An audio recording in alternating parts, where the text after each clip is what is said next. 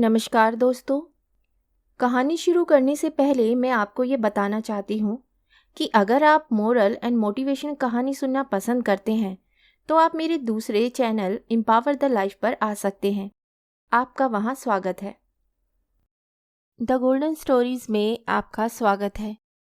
आइए सुनते हैं मुंशी प्रेमचंद की लिखी कहानी चकमा। सेठ चंदूमल जब अपनी दुकान और गोदाम में भरे हुए माल को देखते तो मुंह से ठंडी सांस निकल जाती। यह माल कैसे बिकेगा? बैंक का सूद बढ़ रहा है, दुकान का किराया चढ़ रहा है, कर्मचारियों का वेतन बाकी पड़ता जाता है। ये सभी रकमें गांठ से देनी पड़ेंगी। अगर कुछ दिन यही हाल रहा तो दिवाले के सिवा और किसी तरह जान न बचेगी। तिस पर भी धरने वाले नित्य सिर पर शैतान की तरह सवार रहते हैं। सेठ चंदूमल की दुकान चांदनी चौक दिल्ली में थी।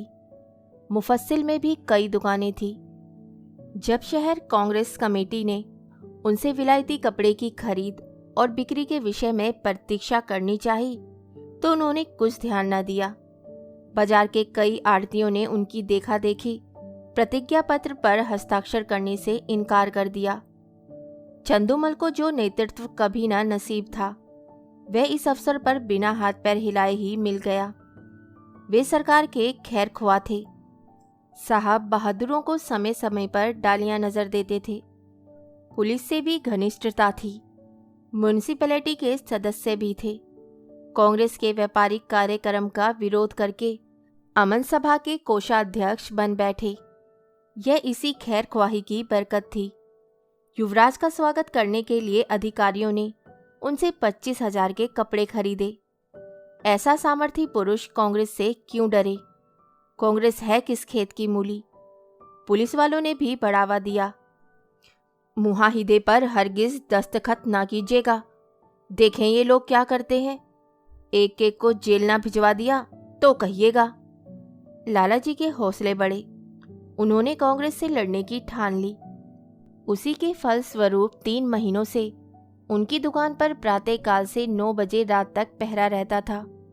पुलिस दलों ने उनकी दुकान पर वॉलंटियरों को कई बार गालियां दी और कई बार पीटा। खुद सेठ जी ने भी कई बार उन पर बाण चलाए, परंतु पहरे वाले किसी तरह ना टलते थे। बल्कि इन अत्याचारों के कारण चंदूमल का बाजार और भी गिरता जाता। मुफस्सिल की दुकानों से मुनीम लोग और भी दुराशाजनक समाचार भेजते रहते थे। कठिन समस्या थी। इस संकट से निकलने का कोई उपाय ना था।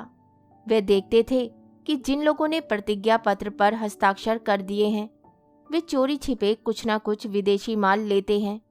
उनकी दुकानों पर पहरा नहीं बैठता। ये सारी विपत्ति मेरे ही सिर पर है। उन्होंने सोचा, पुलिस और हाकिमों की दोस्ती से मेरा भला क्या हुआ? उनके हटाए ये पहरे नहीं हटते। सिपाहियों की प्रेरणा से ग्राहक नहीं आते। किसी तरह पहरे बंद हो जाते तो सारा खेल बन जाता। इतने में मुनीम जी ने कहा, लाला जी, यह देखिए, कई व्यापारी हमारी तरफ आ रहे थे। पहरे वालों ने उनको ना जाने क्या मंत्र पढ़ा दिया। सबके सब चले जा रहे हैं। चंदूमल, अगर इन पापियों को कोई गोली मार देता तो मैं बहुत खुश होता। ये सब मेरा सर्वनाश करके दम लेंगे। मुनीम, कुछ हेटी तो होगी। यदि आप प्रतिज्ञा पर हस्ताक्षर कर देते तो ये पहरा उठ जाता।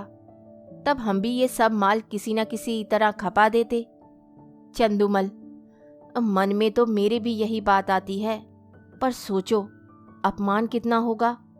इतनी हेकड़ी दिखाने के बाद फिर झुका नहीं जाता। फिर हाकिमों की निगाहों में गिर जाऊंगा और लोग भी ताने देंगे कि चले थे बच्चा कांग्रेस से लड़ने। ऐसी मुंह की खाई कि होश ठिकाने आ गए। जिन लोगों को पीटा और पिटवाया, जिनको गालियां दी, जिनकी हंसी उड़ाई, अब उनकी शरण कौन मुंह लेकर जाऊं? मगर एक उपाय सूझ रहा है।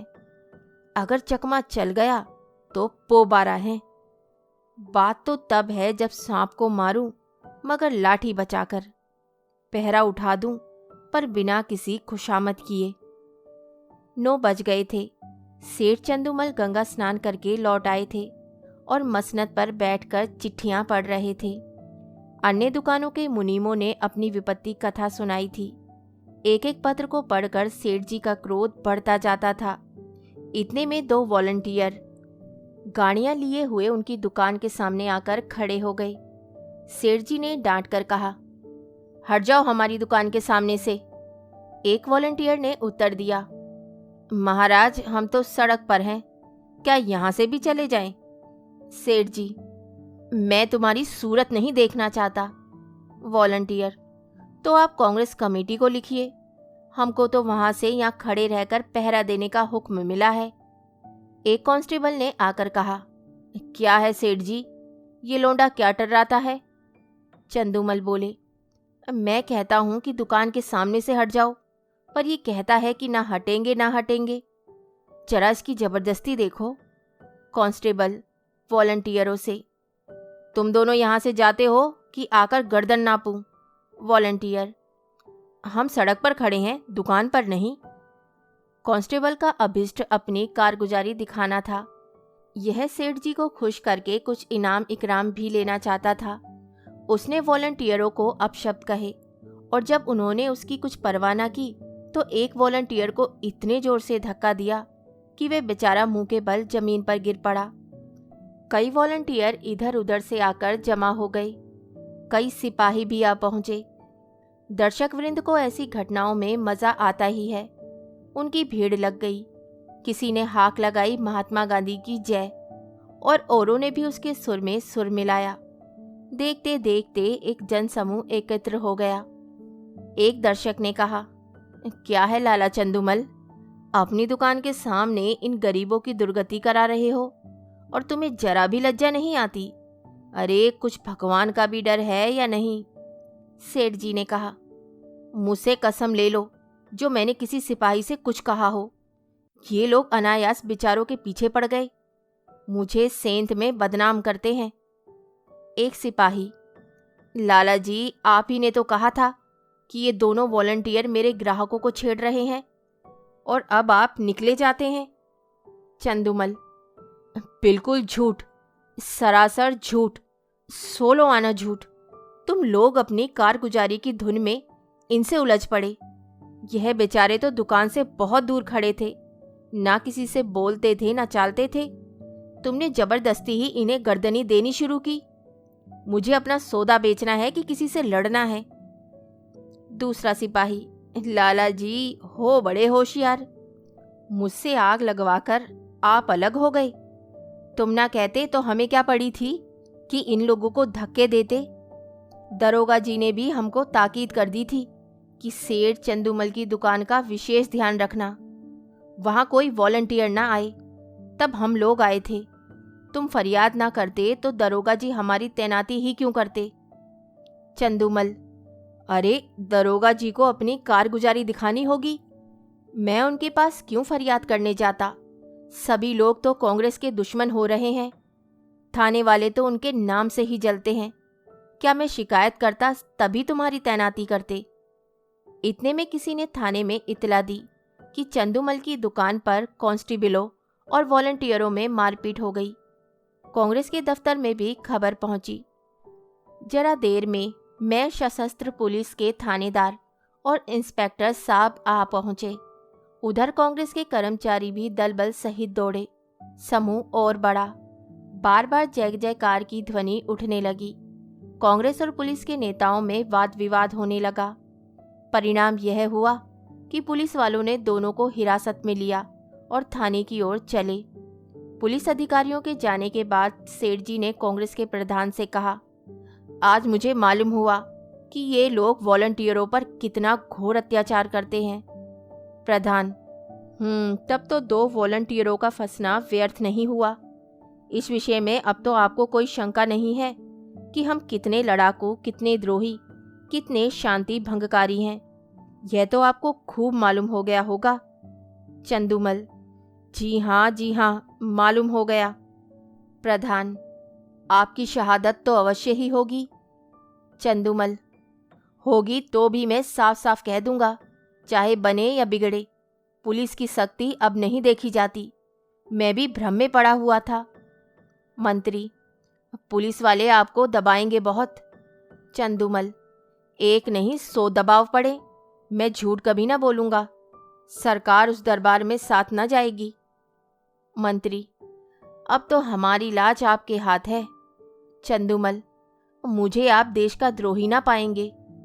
यहाँ से प्रधान और मंत्री तथा अन्य पदाधिकारी चले तो मंत्री जी ने कहा, आदमी सच्चा जान पड़ता है। प्रधान संदिग्ध भाव से, कल तक आप ही सिद्ध हो जाएगा। शाम को इंस्पेक्टर पुलिस ने लाला चंदूमल को थाने में बुलाया और कहा, आपको शहादत देनी होगी, हम आपकी तरफ से बेफिक्र हैं। चंदूमल, हाजिर हूँ सरकार। इंस्पेक्टर, वॉलंटियरों ने कांस्टेबलों को गालियां दी। चंदूमल, मैंने नहीं सुनी। इंस्पेक्टर, सुनी या ना सुनी ये बहस नहीं है, आपको ये कहना होगा वे सब खरीदारों को धक्के देकर हटा रहे थे, हाथापाई करते थे, मारने की धमकी देते थे, ये सभी बातें कहनी होगी। दरोगा जी, वह बयान लाइए जो मैंने सेठ जी के लिए लिखवाया है। चंदूमल, मुझसे भरी अदालत में झूठ ना बोला जाएगा। अपने हजारों जानने वाले अदालत में होंगे, किस किस से मुंह छिपाता फिरूंगा, कहीं निकलने को जगह भी चाहिए। इंस्पेक्टर, ये सब बातें निज के मामले के लिए है। पॉलिटिकल मामले में झूठ, सच, शर्म और हया किसी का भी ख्याल नहीं किया जाता। चंदूमल, मुंह में कालिख लग जाएगी। इंस्पेक्टर, सरकार की निगाह में इज्जत चौगनी हो जाएगी। जी नहीं, गवाही ना दे सकूंगा, कोई और गवाह बना लीजिए। इंस्पेक्टर, याद रखिए यह इज्जत खाक में मिल जाएगी। चंदूमल, मिल जाए, मजबूरी है। अमन सभा के कोषाध्यक्ष का पद छिन जाएगा। चंदू, उससे कौन रोटियां चलती है। इंस्पेक्टर, बंदूक का लाइसेंस छिन जाएगा। छिन जाए बला से। इनकम टैक्स की जांच फिर से होगी, जरूर कराइए, यह तो मेरे मन की बात हुई। इंस्पेक्टर, बैठने को कुर्सी ना मिलेगी। अरे कुर्सी लेकर चाटूं, दिवाला तो निकला जा रहा है। इंस्पेक्टर, अच्छी बात है, तशरीफ ले जाइए, कभी तो आप पंजे में आएंगे। दूसरे दिन इसी समय कांग्रेस के दफ्तर में कल के लिए कार्यक्रम निश्चित किया जा रहा था। प्रधान ने कहा, सेठ चंदूमल की दुकान पर धरना देने के लिए 2 स्वयंसेवक भेजिए। मंत्री, मेरे विचार में वहां धरना देने की कोई जरूरत नहीं। प्रधान, क्यों? उन्होंने अभी प्रतिज्ञा पत्र पर हस्ताक्षर तो किए नहीं। मंत्री, हस्ताक्षर नहीं किए, पर हमारे मित्र अवश्य हो गए। पुलिस की तरफ से गवाही न देना यही सिद्ध करता है अधिकारियों का कितना दबाव पड़ा होगा, इसका अनुमान किया जा सकता है। यह नैतिक साहस में परिवर्तन हुए बिना नहीं आ सकता। प्रधान, हाँ, कुछ परिवर्तन तो अवश्य हुआ है। मंत्री, कुछ नहीं महाशय, पूरी क्रांति कहना चाहिए। आप जानते हैं ऐसे मामले में अधिकारियों की अवहेलना करने का क्या अर्थ है। यह राजविद्रोह की घोषणा के समान है। त्याग में संन्यास से इसका महत्व कम नहीं है। आज जिले के सारे हाकिम उसके खून के प्यासे हो रहे हैं। आश्चर्य नहीं कि गवर्नर महोदय को भी इसकी सूचना दी गई हो। प्रधान, और कुछ नहीं तो उन्हें नियम का पालन करने ही के लिए प्रतिज्ञा पत्र पर हस्ताक्षर कर देना चाहिए था। किसी तरह उन्हें यहाँ बुलाइए, अपनी बात तो रह जाए। मंत्री, वह बड़ा आत्माभिमानी है, कभी ना आएगा। बल्कि हम लोगों की ओर से इतना अविश्वास देखकर संभव है कि फिर उस दल में मिलने की चेष्टा करने लगे। प्रधान, अच्छी बात है। आपको उन पर इतना विश्वास हो गया है तो उनकी दुकान छोड़ दीजिए। तब भी मैं यही कहूँगा कि आपको स्वयं मिलने के बहाने से उस पर निगाह रखनी होगी। मंत्री, आप नाहक कितना शक करते हैं। 9 बजे सेठ चंदूमल अपनी दुकान पर आए तो वहां एक भी वॉलंटियर ना था। मुख पर मुस्कुराहट की झलक आई। मुनीम से बोले, कोड़ी चित पड़ी। मुनीम, मालूम तो होता है, एक महाशय भी नहीं आए। चंदूमल, ना आए और ना आएंगे। बाजी अपने हाथ रही। कैसा दाव खेला, चारों खाने चित। चंदू, आप भी बातें करते हैं, इन्हें दोस्त बनाते कितनी देर लगती है? कहिए, अभी बुलाकर जूतियां सीधी करवाऊं? टके के गुलाम हैं, ना किसी के दोस्त ना किसी के दुश्मन। सच कहिए, कैसा चकमा दिया है? मुनीम, बस यही जी चाहता है कि आपके हाथ चूम लें। सांप भी मरा और लाठी भी ना टूटी। मगर कांग्रेस वाले भी टोह में होंगे। तो मैं भी तो मौजूद हूँ। वह डाल डाल चलेंगे तो मैं पात पात चलूंगा। विलायती कपड़े की गांठ निकलवाइए और व्यापारियों को देना शुरू कीजिए। एक अठवारे में बेड़ा पार है। कहानी सुनने के लिए धन्यवाद। तो इसी के साथ मैं आपसे विदा लेती हूँ और कल फिर मिलती हूँ एक नई कहानी के साथ। तब तक के लिए अलविदा।